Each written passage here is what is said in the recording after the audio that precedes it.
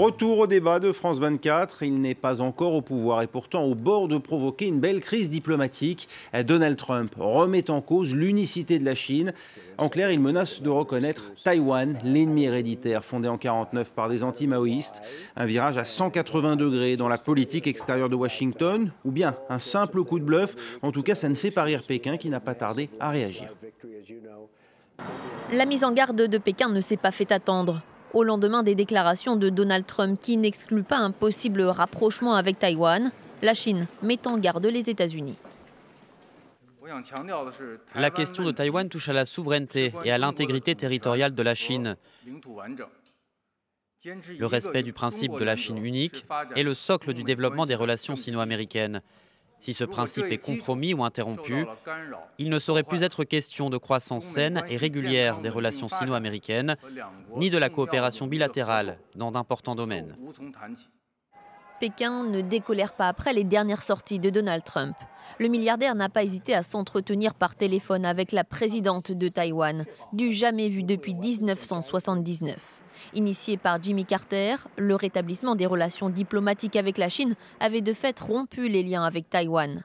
Mais Donald Trump semble avoir une toute autre approche. Le président élu des États-Unis dénonce depuis des mois l'agressivité commerciale de la Chine et menace désormais de lui imposer des taxes d'importation. Je comprends parfaitement le sens du principe de la Chine unique, mais je ne vois pas pourquoi nous devrions être tenus à une politique de Chine unique, à moins que nous ne concluions un accord avec la Chine sur d'autres sujets, comme le commerce.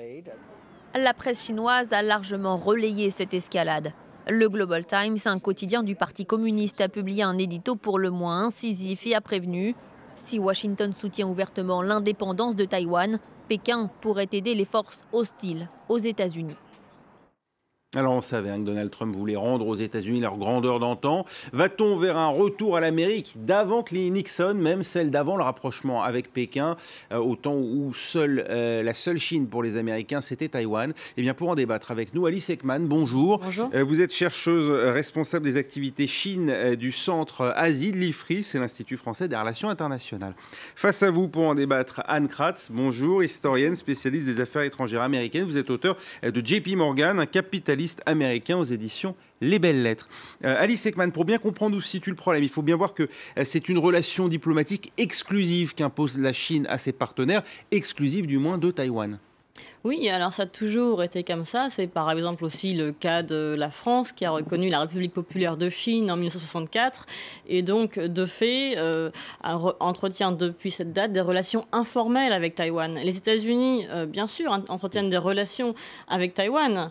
Il y a un bureau de représentation présent sur le territoire taïwanais. Il y a des relations commerciales qui sont significatives. Après, tout est dans la manière de faire. Jusqu'à présent, compte tenu des tensions qui restent très vives entre Pékin et Taipei, il y avait cette espèce de mode opératoire qui est peut-être ambigu, certes, mais qui permettait d'entretenir des relations avec les deux rives, comme on dit. Il faut bien aussi comprendre que ces nouvelles tensions entre la Chine et les États-Unis interviennent dans un contexte particulièrement tendu entre la Chine et Taïwan, entre Pékin et Taipei. Pourquoi? Parce qu'il y a aussi eu des élections présidentielles à Taïwan, il y a quelques mois, avec l'élection de Tsai Ing-wen qu'on a vu à l'image, qui est donc représentante du parti indépendantiste, qui a des relations beaucoup plus difficiles avec Pékin que ne l'avait son prédécesseur, qui était en poste jusqu'à il y a encore quelques mois. Donc vous voyez, on est vraiment dans une situation assez tendue de fait des relations interdétroites, mais aussi du fait que pour la Chine, la question de Taïwan est une question de souveraineté. C'est ce qu'on appelle un intérêt dit fondamental. Et sur ces sujets-là, la Chine ne cédera pas. En tout cas, elle n'est pas prête à céder aujourd'hui et à ajuster sa position sous Xi Jinping. Anne Kratz, il a commis là une maladresse, Donald Trump, où il a choisi vraiment intentionnellement le sujet qui fait mal à la Chine. Quand il prend au téléphone, voilà 10 jours, la présidente taïwanaise aux grandes dames de Pékin, ce que n'avait jamais fait un président américain depuis 1979, il commet une simple maladresse ou bien il cherche vraiment à provoquer la Chine? Ça dépend de quel point de vue on se place. À mon avis, Trump commet une maladresse, parce que ça c'est son style, tout ce qu'il dit est maladresse, mais il dit tout haut ce que beaucoup de personnes aux États-Unis pensent tout bas, et il ne diffère pas tant que ça de la politique qui avait été mise en place par le président Obama, qui, avec son pivot vers l'Asie, avait un objectif, et c'était en fait d'entourer la Chine, et de créer une sorte de mur autour de la Chine. D'autre part, il faut bien voir que l'administration Bush et l'administration Obama ont vendu beaucoup d'armes à Taïwan. Obama, durant sa présidence, en a vendu pour 18 milliards, y compris les missiles Patriot, dernière génération, qui est quelque chose de très, très, très important, technologie que la Chine populaire n'a pas. Donc, si vous voulez, il y a aussi beaucoup d'hommes d'affaires qui se sont prononcés très souvent, très fréquemment. Je ne dis pas qu'ils ont raison, mais enfin, c'était le climat, contre le fait que la Chine ne permet pas à certains types d'entreprises américaines de s'implanter en Chine, notamment les services, etc. Et donc, M. Trump, homme d'affaires qu'il est, homme d'affaires américain, donc il agit en homme d'affaires américain, c'est-à-dire bras de fer, sans trop se préoccuper des subtilités diplomatiques. Et en fait, si vous voulez, beaucoup de personnes vont le soutenir. En plus de ça, il faut souligner qu'il a eu l'intelligence quand même, car il faut lui rendre cela, il a eu l'intelligence de nommer quelqu'un comme ambassadeur en Chine, qui est très pro-chinois, on a du mal à voir la ligne, du coup, et qui connaît bien le président Xi Jinping personnellement. Donc, là, au niveau de la manœuvre, c'est pas si mal que ça. On va revenir sur ce point, mais Alice Ekman, pour revenir sur ce que disait à l'instant Anne Kratz, quand Trump rompt d'une certaine manière avec l'hypocrisie qui prévalait jusque-là, c'est-à-dire que c'est vrai, les États-Unis fournissent des armes à Taïwan, armes qui sont pointées vers la Chine. Pourquoi ne pas aller au bout et contester la souveraineté de cet État ? Alors, jusqu'à présent, et sous l'administration Obama, c'était le modus operandi. C'est pour ça que je considère quand même qu'il y a un tournant, au moins en termes de communication. On considérait qu'on pouvait faire des choses avec Taïwan sans forcément froisser la Chine. C'est-à-dire que... il faut bien aussi comprendre l'origine du différent. C'est quand même très sophistiqué pour les gens qui regardent, parce qu'on a du mal à comprendre. Sous le Kuomintang, par exemple, la Chine est située à Taipei. C'est-à-dire que la Taïwan a toujours l'intitulé République de Chine. Et non pas populaire. Et donc... à Taipei comme à Pékin pendant très longtemps, on dit vous ne pouvez pas reconnaître la Chine, c'est soit nous, soit eux. Et pendant un certain nombre d'années, la majorité des pays occidentaux ont reconnu Taipei comme la capitale de la République de Chine, sans reconnaître la République populaire de Chine. Et puis, il y a eu progressivement une reconnaissance de l'autre côté. Donc, il faut bien comprendre aussi les subtilités. On est là dans on va dire, le leg de la guerre civile chinoise. Mais on ne reconnaît plus Taïwan en tant qu'État et on lui donne pour autant les moyens de se défendre face à son principal adversaire régional, qui est celui qu'on reconnaît pourtant. Alors on a du mal à parce que Pékin et Taipei ne se sont pas mis d'accord sur la définition de la Chine. Et c'est pour ça qu'il y a eu un consensus en 92, alors que certains ne reconnaissent, que d'autres ne reconnaissent pas. Mais c'est pour ça que ce consensus était au cœur des tensions actuelles entre Pékin et Taipei avant même le coup de fil de Tsai Ing-wen à Trump. Un consensus qui disait bon, nous ne sommes pas d'accord sur la définition de la Chine, mais nous sommes d'accord sur le principe qu'il n'existe qu'une seule Chine, mais nous avons des définitions différentes, des interprétations différentes de cette Chine unique. Et c'est bien ce concept-là aujourd'hui qui pose problème. Alors, quelles que soient les positions, aujourd'hui, c'est vrai que Trump, dans son interview à Fox, a parlé de la remise en cause, a évoqué la remise en cause potentielle du principe du seule Chine. Donc, c'est bien là que les tensions, on va dire, sont exacerbées. En tout cas, la réaction de Pékin ne s'est pas fait attendre. On voit qu'il y a aussi justement la stratégie de communication de Pékin qui au départ avait dit c'est plutôt avait essayé de repousser un peu la faute sur Tsai Ing-wen. Sur le coup de téléphone avec la présidente. Mais enfin là, juste Anne Kratz, quand certes il menace de revenir sur le président, mais en fait il menace pour dire immédiatement sous couvert, sauf si Pékin fait un certain nombre de concessions. Et on voit bien que ce qui est important pour Trump, c'est pas tellement la reconnaissance de Taïwan, ce sont les concessions. D'abord, il faut quand même bien dire une chose, c'est qu'il n'a pas dit formellement qu'il voulait reconnaître Taïwan. Il n'a pas dit ça dans son interview de Fox News. Il a simplement dit « Je vois pas pourquoi on serait marié à la politique d'une seule Chine s'ils font pas des concessions à notre égard. » Or, je crois que les Chinois étaient peut-être prêts à faire quelques concessions, des concessions qui leur permettraient de ne pas perdre la face, ce qui est très important pour eux. Mais comme vous l'avez dit vous-même, madame, la difficulté entre Pékin et Taipei date de l'élection de la dernière présidente, qui, dans son discours, n'a pas mentionné ce fameux consensus. Elle a simplement utilisé une phrase plus ambiguë pour dire qu'évidemment, il y avait des liens. Et de toute façon, il faut bien voir que les liens commerciaux et personnels entre Taïwan et la Chine sont de telle sorte, sont tellement significatifs que personne ne va pouvoir les casser. Or, moi je considère que finalement les Chinois sont beaucoup plus mécontents de l'élection de la présidente en Taïwan qu'ils ne sont surpris de l'attitude de M. Trump, parce que, je le répète encore une fois, elle est en fait tout à fait dans la lignée de la politique du président Obama vis-à-vis de la Chine. Enfin, c'est en tout cas mon analyse. En tout cas, il y a une mise au point de la Maison-Blanche qui dit que le Taïwan n'est pas Taïwan est à la fois décrit comme partenaire, alors c'est là qu'on peine à comprendre comment un partenaire peut ne pas être reconnu en tant qu'État, pour ajouter quand même que ce n'est pas non plus une monnaie d'échange, c'est-à-dire qu'en gros, on ne peut pas faire de Taïwan simplement un objet de troc. Est-ce à dire que si Donald Trump obtient ce qu'il souhaite de la Chine, alors là, il arrêtera même le commerce des armes avec Taïwan? C'est-à-dire que ça peut marcher dans les deux sens d'une certaine manière. Ça supposerait que la Chine serait prête à faire des concessions sur Taïwan, en tout cas à échanger quelque chose contre le respect du principe d'une seule Chine. J'en suis pas certaine du tout. En tout cas, compte tenu des réactions officielles du porte-parole du ministère des Affaires étrangères qui souligne bien, et là on voit, c'est des mots beaucoup plus fermes que la semaine dernière, que le principe d'une seule Chine est un prérequis à la relation bilatérale même. C'est-à-dire qu'on s'achemine, on est presque d'un discours de menace, et on s'acheminerait vers presque une crise diplomatique mais à entre Pékin et Washington. Si Trump dit que la Chine, Taïwan peut faire l'objet d'une négociation avec la Chine, ça veut dire aussi qu'à l'inverse, les États-Unis peuvent lâcher d'une certaine manière la Chine s'ils obtiennent un certain nombre de concessions. Enfin, peut-être comme ça qu'on peut le comprendre. Oui, moi, je crois pas forcément rassurant en tant que Taïwanais aujourd'hui. Oui, il me semble quand même que ce que désire Trump, comme le désirait l'administration Obama, ce sont des concessions commerciales. Il ne s'agit pas de concéder, de lâcher ou Taïwan ou la Chine, etc. Je ne le crois pas un instant. Je crois qu'il s'agit en tout cas... Oui, mais on échange de concessions commerciales. Si Trump obtient ce qu'il souhaite de la Chine au plan commercial, ça voudrait dire aussi qu'il pourrait, vous penser, à l'inverse, peut-être se désintéresser du sort de Taïwan à l'avenir? Mais pourquoi le ferait-il? Puisque depuis 1979, ça a très bien marché. D'un côté, on reconnaît très bien la République populaire de Chine, et de l'autre côté, on vend 34 milliards d'armes à Taïwan. Plus, évidemment, on fait beaucoup de commerce avec eux. Donc, il n'y a pas de raison. Il n'y a pas de raison. De la toute la difficulté d'être revenu sur une doctrine qui, jusqu'à présent, n'avait pas fait l'objet de discussions. Je crois que c'est un peu exagéré, vraiment, à la défense de Trump, que par ailleurs, je trouve extrêmement maladroit, pour ne pas dire agressif.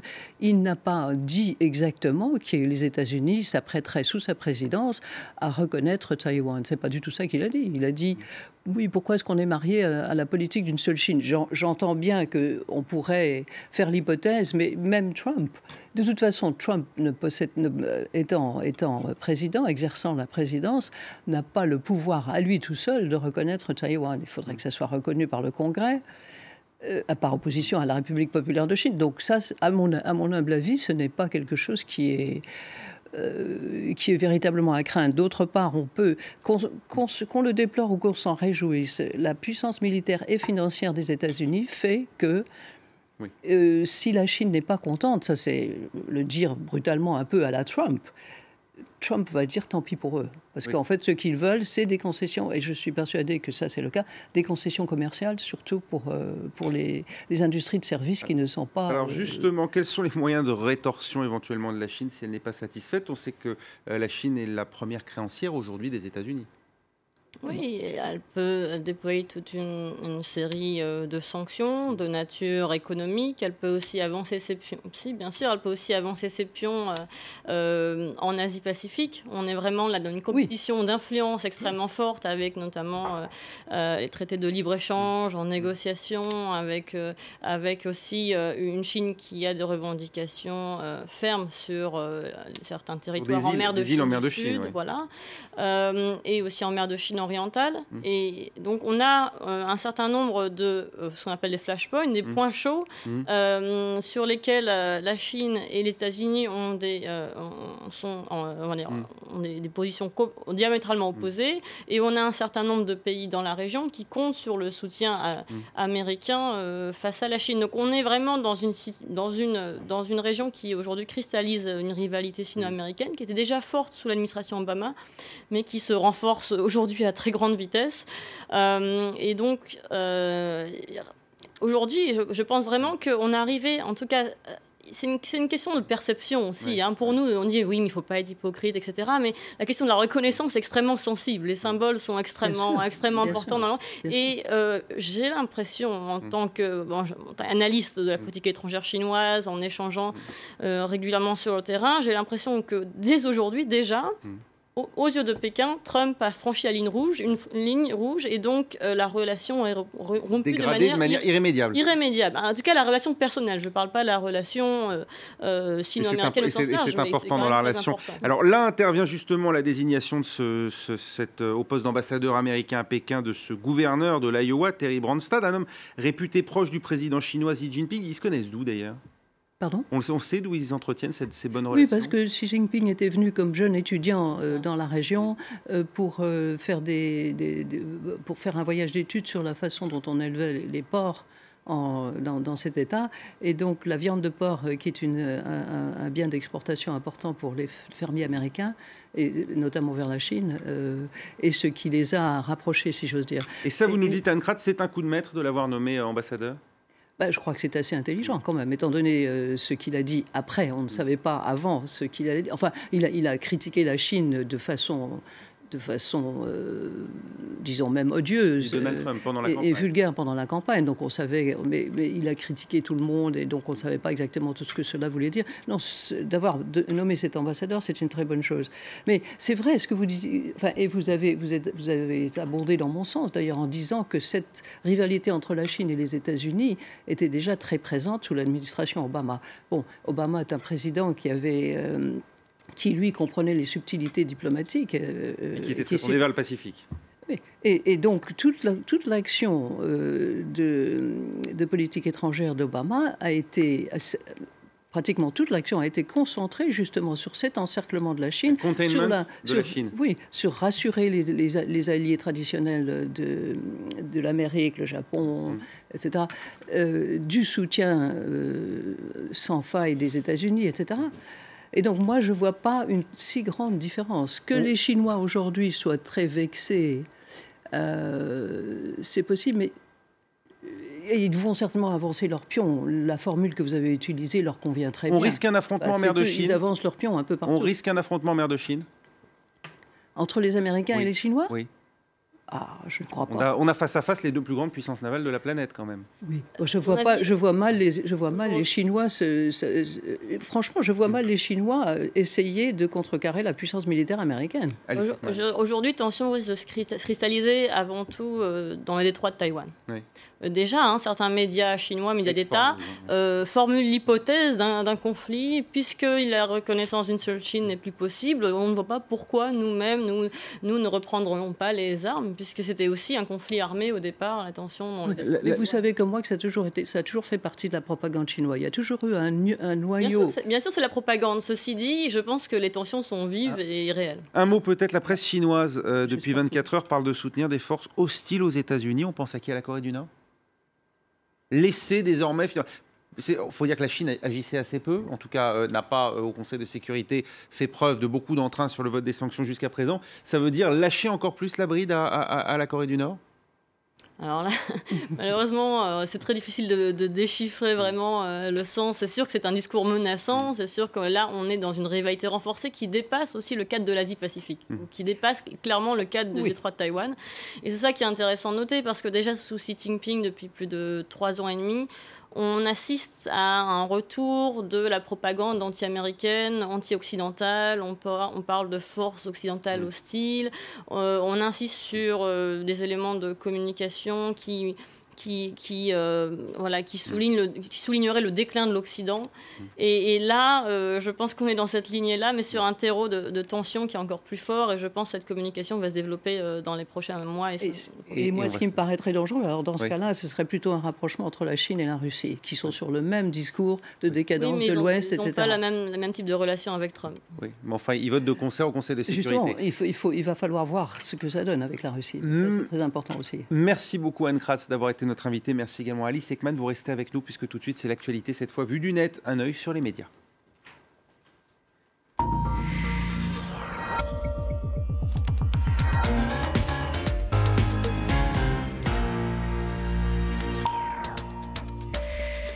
Voilà, Karim Yayaoui nous a rejoint. Bonjour Karim. Un œil sur les médias qui s'intéresse d'abord aux déclarations de Donald Trump sur la remise en cause de la Chine unique. Évidemment, l'inquiétude se perçoit dans les médias. Alors, elle se perçoit dans les médias. On en parle évidemment dans les médias américains, britanniques, français. Le site du Monde s'arrête un instant sur cette déclaration de Donald Trump qui intervient peu de temps après cette conversation téléphonique avec la présidente de Taïwan qui avait déjà généré un flot de critiques. Et c'est vrai que dans les médias, on sent une inquiétude presque palpable. Le site du Washington Post parle d'une guerre possible avec la Chine. Alors évidemment, il est question d'une guerre économique, mais l'inquiétude, on la retrouve aussi du côté du Guardian, qui nous explique que finalement, Donald Trump joue un jeu dangereux en tentant de tester cette Chine qui peut perdre son calme.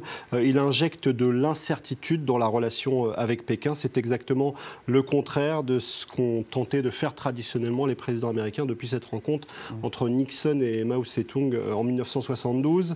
Alors évidemment, vu de Chine, le regard est assez critique. Le site de Courrier International se fait l'écho de cet article paru dans la presse chinoise, avec à sa une cet avion et cette carte où on peut voir Taïwan qui appartient à l'espace aérien chinois. On s'en prend très directement à Trump. Alors c'est une réponse en images, mais il y a aussi un édito où on s'adresse directement au président élu des États-Unis. Que Trump veuille bien comprendre ceci, peut-on lire. Le principe d'une seule Chine ne peut se marchander.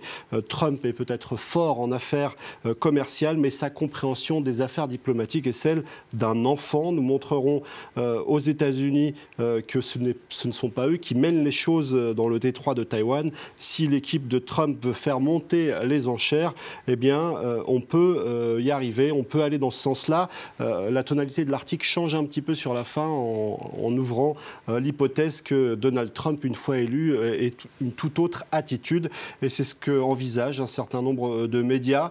Du côté de la presse française, on évoque cette diplomatie du punch et du hug, variation du bâton et de la carotte, où Donald Trump n'aurait pas forcément les mêmes déclarations une fois qu'il serait élu. D'ailleurs, il a envoyé un signal avec ce futur ambassadeur qui a été nommé, Terry Branstad, qui entretient des relations plutôt bonnes avec Xi Jinping depuis de nombreuses années.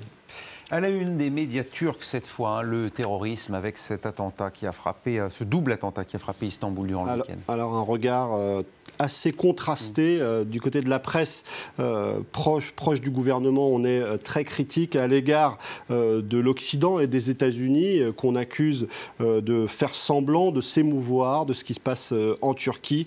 Un éditorial de Daily Sabah qui invite l'armée turque à intervenir sur le sol syrien. Un peu la même tonalité dans ce journal proche du gouvernement, Yeni Safak, où on a un édito de Ibrahim Karagoul qui, là aussi, est très critique à l'égard de l'Occident, des États-Unis, de l'Europe, qui soutiennent les Kurdes. Autre tonalité, cette fois-ci, du côté de ce journal de centre-gauche, Birgun, qui s'interroge comment des centaines de kilos d'explosifs ont pu ainsi se balader en Turquie, dans la capitale, sans que personne ne s'en rende compte.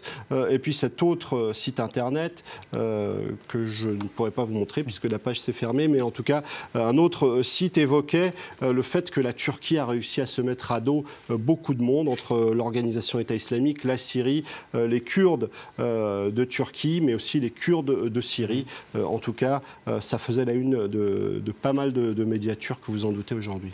Merci beaucoup, Karim. C'était un œil sur les médias. Merci à nouveau à Alice Ekman et Anne Kratz d'avoir débattu à nos côtés. Restez avec nous tout de suite. Un nouveau journal sur France 24.